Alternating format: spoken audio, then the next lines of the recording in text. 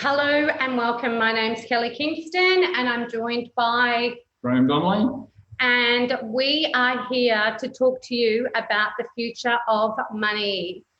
The future of money is brought to you by the Business Today show, and we would absolutely love to thank Sarah Watkins, the CEO of Spiritual Events and Directory, and many, many more businesses that support small businesses around the world, for allowing us to be here to serve and be with you guys tonight. So, Graham, how are you today? Well, thanks, Kelly. Yeah, the weather's been, woo! It's very humid, but here in Brisbane. Bit of a stinker here. We got fires one day and storms the next. Hey. Yep, welcome to Australia. So, what's the hot topic today, Graham?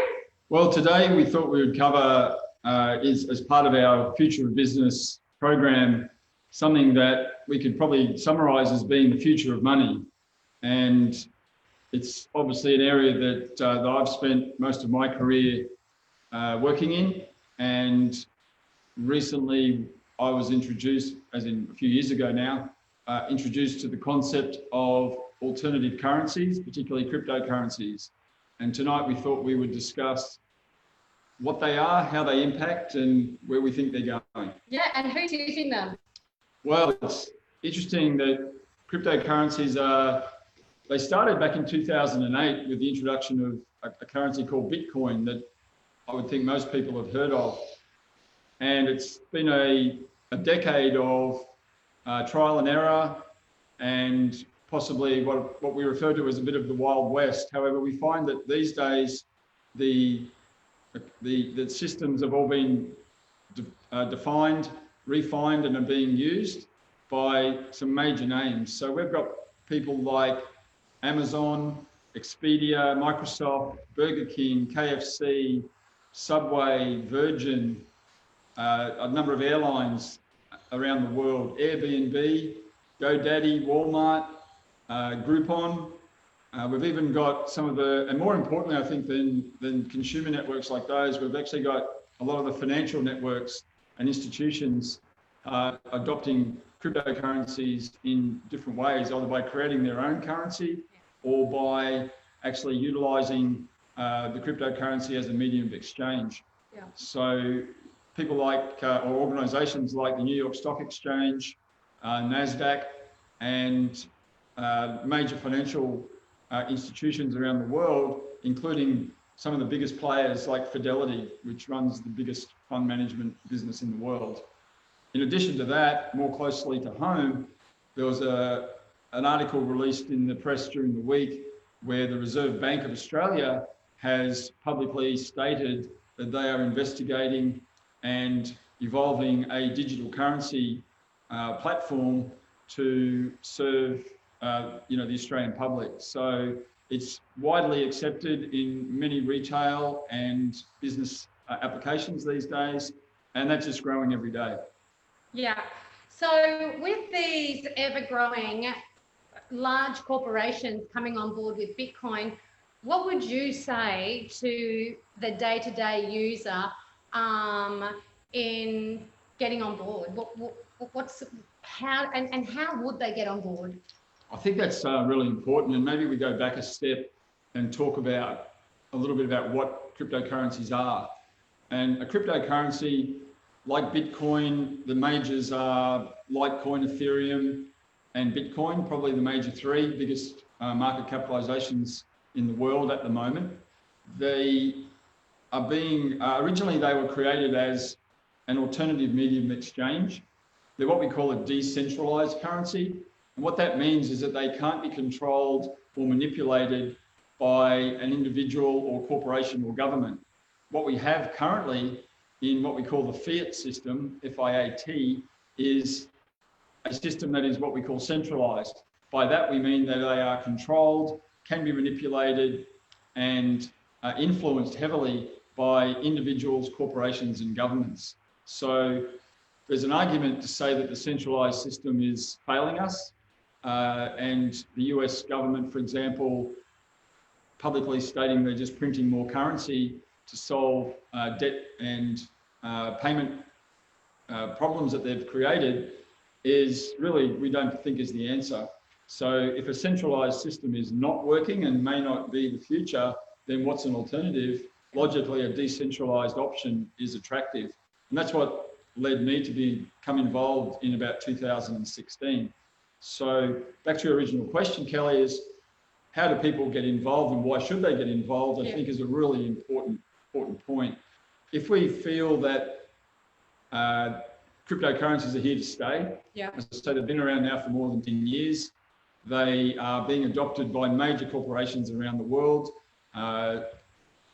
Certainly not all of them can be wrong. Yeah. So if we feel that there is a place for cryptocurrencies in the future, then I just believe that people, even mum and dads, just can't afford not to be involved on some level. Yeah. And how they get involved is very easy, in fact. And we created a business called Global Crypto College. Yep. And we'll put that link in this post on the video after we finish our show. It was created as an education and consultancy platform to really just help people get started. And there's a number of very simple ways to do that, and we help people to do that as part of the Global Crypto College mandate.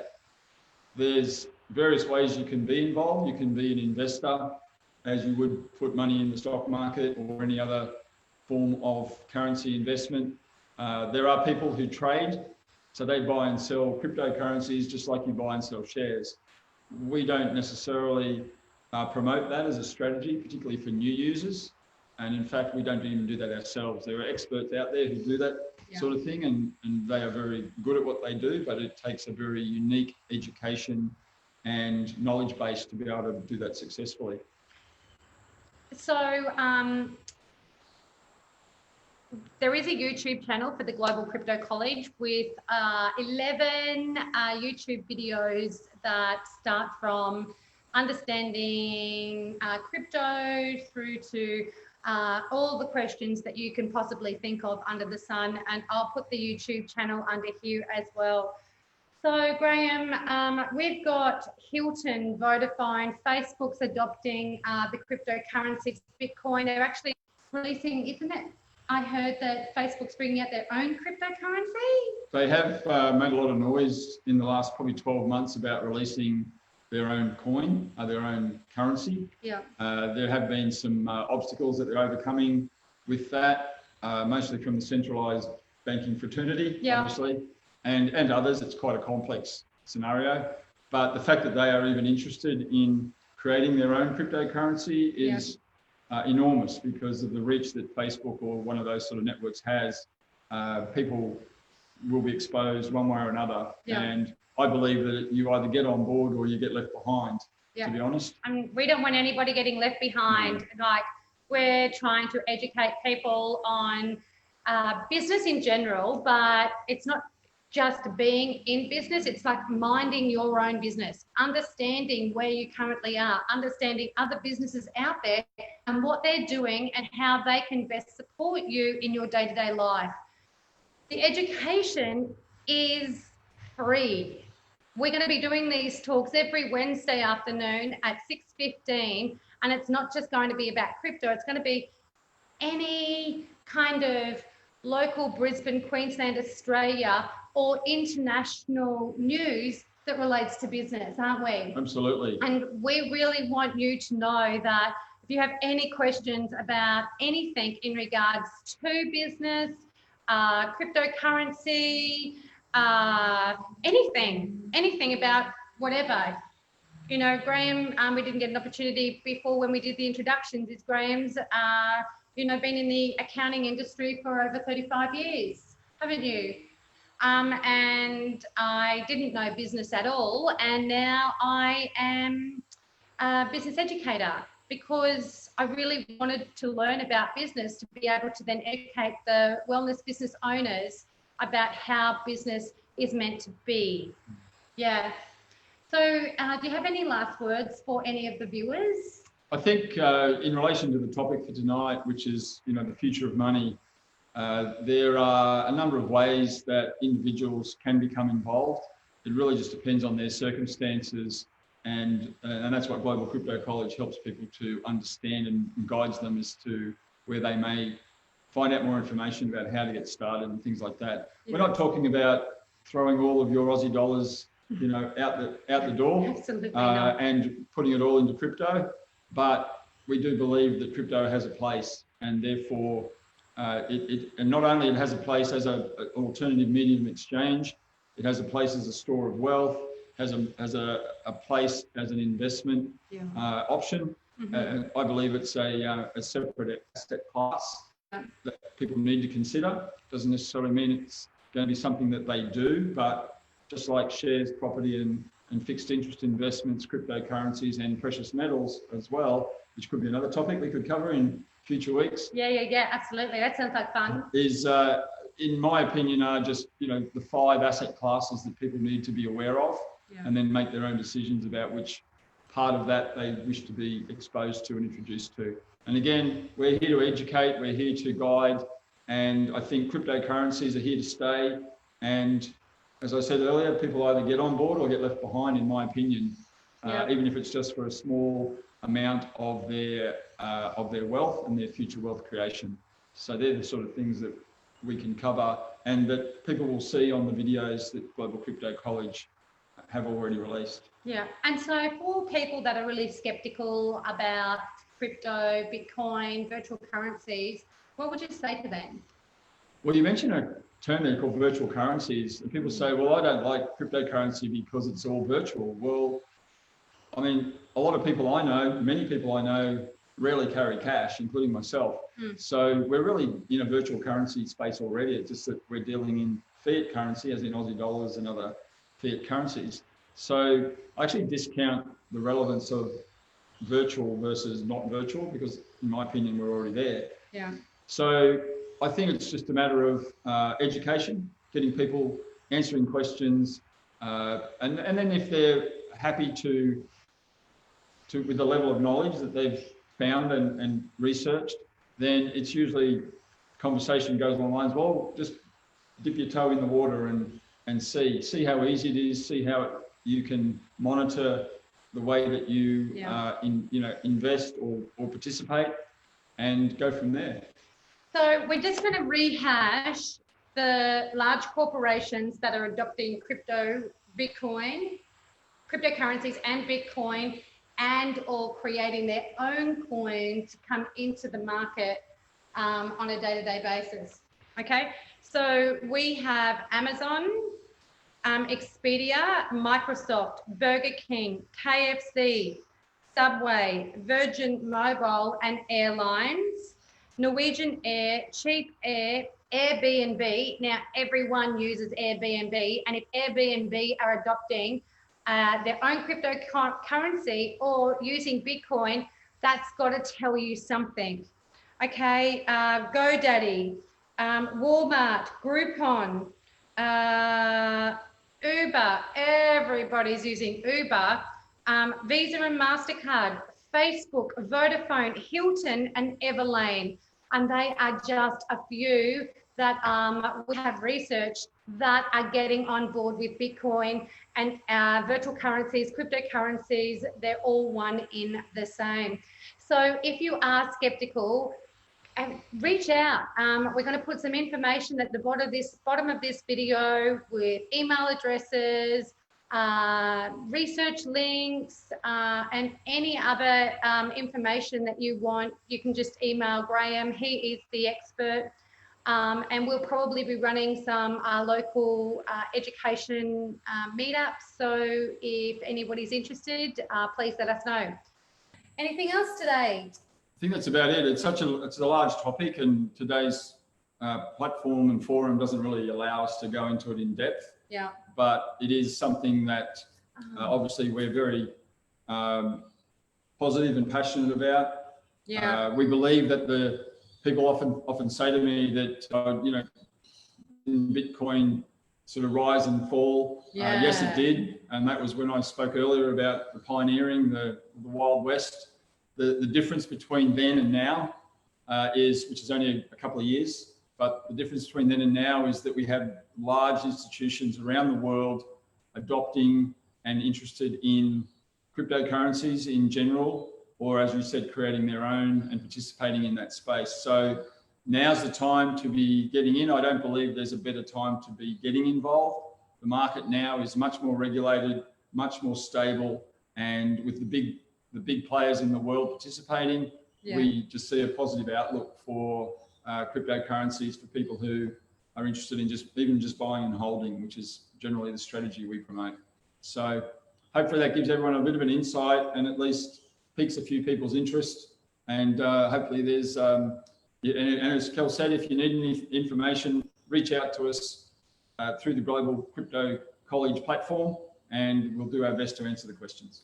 I did see a post when we were in Cairns. There was a thing that got sent to us about how the growth of Bitcoin had been since it actually started. And that really amazed me because I'd never seen it like first year, second year, third year, fourth year, fifth year. And the growth of that was more sustainable than any other corporation on the face of the planet.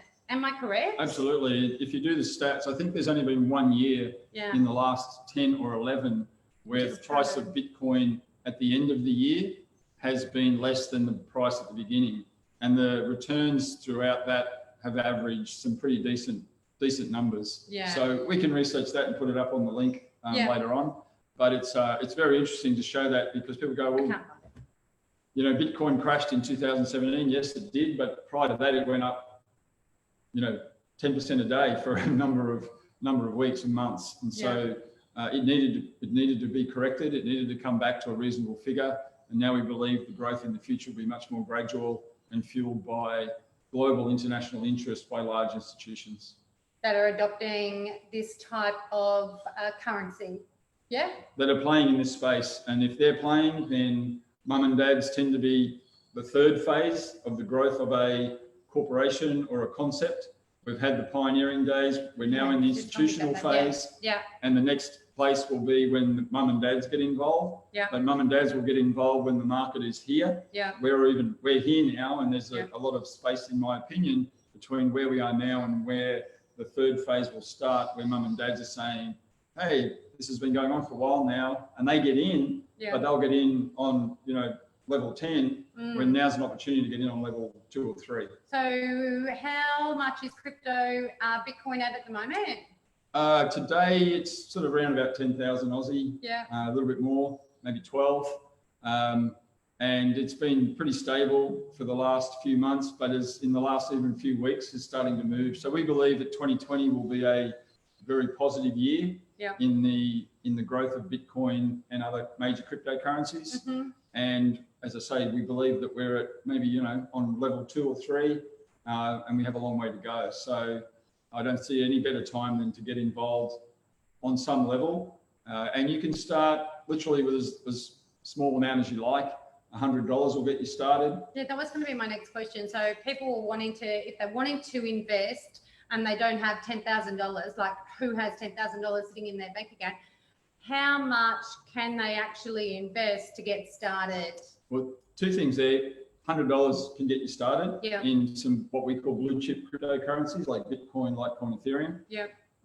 The other thing you mentioned there was I don't have 10,000, but because it's a virtual currency, you don't need 10,000. You can actually buy a fraction of a Bitcoin, which means for $100 you get 0.00 something of a Bitcoin. You don't have to have, no one owns, or you don't have to have a whole Bitcoin in cash to participate like you need to have the whole price of a car, for example. So you can just buy a fraction of it and you just keep that recorded in the exchange that you use and add to it, or it grows in the future. So again, that comes back to just educating people and answering questions. But that one comes up a lot. You don't need $10,000 or $12,000 to start. $100 will get you started.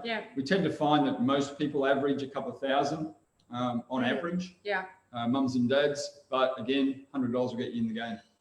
So for anyone that's out there that has just joined us, Bitcoin is at just over $10,000 at the moment, and it's climbing, because big corporates are getting on board, Burger King, KFC, Subway, Uber, Airbnb, GoDaddy, just to name a few.